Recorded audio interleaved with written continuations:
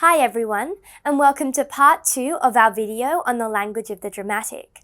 In the first part of this video, we've already looked at a basic introduction as to what plays are, additionally how they're structured, and also some of their major elements. In this video, we're going to be continuing our analysis of plays and how you can understand them. So, let's look at understanding dramatic techniques. While ordinarily language techniques are actually used in the dialogue of plays, so things like metaphors and similes that you'll already understand, there's actually an additional level of language which you need to get a grasp of, and that is dramatic techniques. These are important notions to represent which show understanding of form and features of the play. So dramatic techniques aren't necessarily just things that are said, but also how they're said, and really just encompasses the way in which the play comes together as a whole. The first dramatic technique, which you really need to understand, is the technique of stage directions. Now, stage directions are the playwright's descriptive comments that provide the readers, and also the actors, they're the ones who need to know what's going on, with information about dialogue, setting, or action of a play. So for example, instead of just saying the line that the actor has to say, the stage direction might describe the tone in which he needs to say it in, or the action that he needs to do while he says it. These are usually in italics, so that makes them quite easy to find, and they're also quotable just like dialogue. So you really do need to have an understanding not just of language, but also of the stage directions to show that well-rounded knowledge of the text type. That it's not a book, and you're not just quoting things as if it was a book, but that it is a play and it is independent in what it is. The second technique is stage positioning. Now, this is an extremely important technique. Basically, on the stage, certain parts of the stage correspond with specific names given to that by the traditional ideas of theatre. And these are going to be referred to in stage directions. So for example, so an actor knows where to stand on stage at a particular time. So these are upstage, downstage, stage left, and stage right. These provide directions of movement and placement on a stage. From the perspective of the actor, this is where these techniques are provided from rather than from the audience. So this may sound a bit confusing, but we'll have a look at a diagram to explain what this means.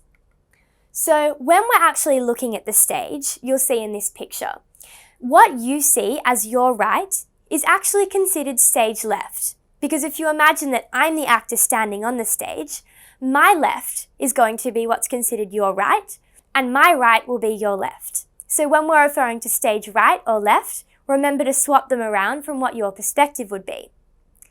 Additionally, we also need the technique of downstage and upstage. So downstage is when you're closest to the audience, when you're down the very front, so near the edge of the stage. Upstage is when you're up the back of the stage, so you're far away from the audience, near the back. And then obviously in the middle, we're going to have center stage. We can then divide that even further by looking at upper stage right and downstage right, and upstage left and downstage left. So that's where the actor really gets a very specific understanding of where to stand on the stage. Additionally, you'll also see that offstage is literally what is not on the stage, so anything that's around the borders. So some stage directions might say, for example, lines are to be yelled from offstage rather than being said on stage. The next technique is exits and entrances. Now, these are the points of the play where a character joins or leaves the action on the stage. The fourth technique is blocking. Now, this is where characters stand and move on the stage, particularly in relation to other characters.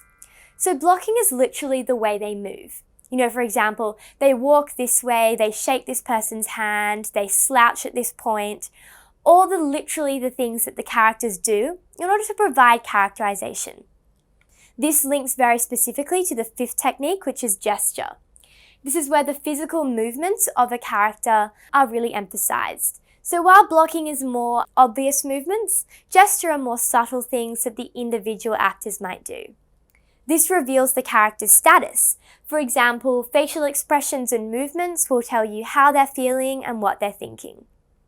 These can be found in italics or square brackets throughout the dialogue. Props are another really important technique, and they're often things that are underestimated. You might not think that they're very important, but they really have a much wider significance. So props are articles or objects that appear on stage during a play. In modern plays, they are usually symbolic and can actually be considered techniques.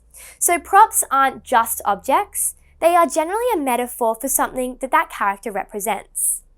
So, for example, a walking stick is symbolic of that status of old age and wisdom if an old man's carrying it. Asides are another extremely important dramatic technique. Now, asides involve words spoken by an actor directly to the audience, which are not heard by the other characters on stage during the play. So the actor sort of steps to the side and addresses the audience as if the other characters weren't there and couldn't hear them. So this is where we're getting a bit of make-believe in the construction of plays. They're not entirely realistic and sometimes do involve you suspending reality a little bit and using your imagination. These can be in the form of a speech or just a passing witty comment.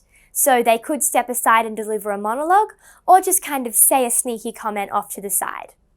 Soliloquies are directly related to this. So this is where a speech in a play that is heard by the audience rather than by the other characters.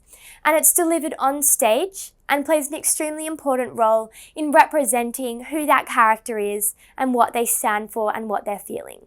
So this is where you're really getting deep analysis happening in plays. It's not just sort of on-stage discussion anymore, but a really deep discussion of how people are feeling and the sort of emotions that they might be experiencing at that point in time. An aside is meant to be heard and is generally quite short. So sometimes, for example, they could be long, sometimes they could be shorter in length. It just depends on that moment that the playwright has constructed. A ninth technique to consider is foreshadowing and dialogue hints. Basically, this technique is hints of what is to come in the action of a play or a story through suggesting something in the dialogue. This is usually through the dialogue of the play. So it's literally when a character says something that might suggest something that's going to happen later, hinting to the audience, letting them know what's to come. Flashbacks are another technique which are really important in drama, and they're often used in plays. Now, a flashback is an interruption of a work's chronological flow in order to describe or present an incident that occurred in the past.